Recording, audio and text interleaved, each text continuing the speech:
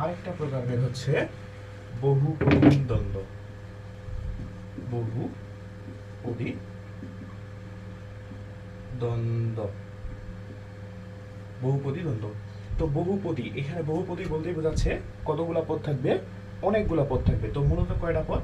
দুইয়ের অধিক পদ। কত পদ? এইটুকু শুধুমাত্র মনে রাখবা, দুইয়ের অধিক মানে দুইয়ের থেকে বেশি পদ থাকবে এবং প্রত্যেক পদের গুরুত্বই সমান হবে।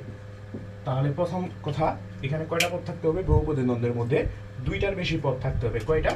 দুইটার বেশি পদ। এবং দ্বিতীয় কথা হচ্ছে প্রত্যেক পদের গুরুত্বই কি হবে?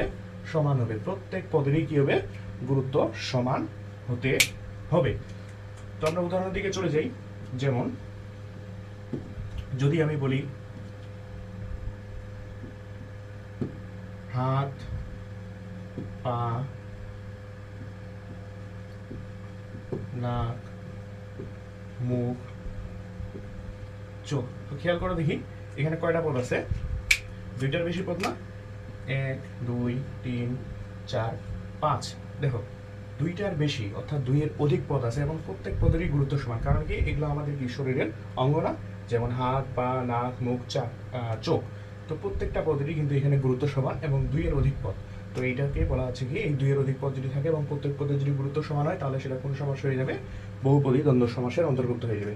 তো তোমরা আমাকে তো প্রশ্ন করতে পারো যে ভাইয়া আসলে বহুপদী দ্বন্দ্ব, তাহলে তো আমরা দুইটার বেশি পদ দেখলে এবং প্রত্যেক পদের গুরুত্ব সমান হলে বুঝে যাব যে এটা আসলে বহুপদী দ্বন্দ্ব সমাস। কিন্তু পরীক্ষার ক্ষেত্রে এত সহজভাবে দেয় না। এখানে ছোট্ট একটা ট্রিক্স অবলম্বন করে আমি একটু তোমাদের ডেমো আকারে দেখাই দিই। সেটা ধরো যে তোমাদের প্রশ্নে দিয়ে দিল, তোমাদের প্রশ্নের মধ্যে দিয়ে দিছে যে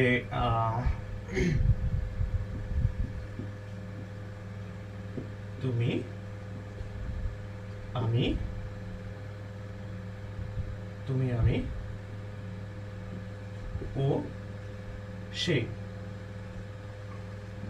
কোন কোন সমাস। তো তোমাকে ক নাম্বারে দিছে যে ধরো দ্বন্দ্ব সমাস, খতে দিছে তোমাকে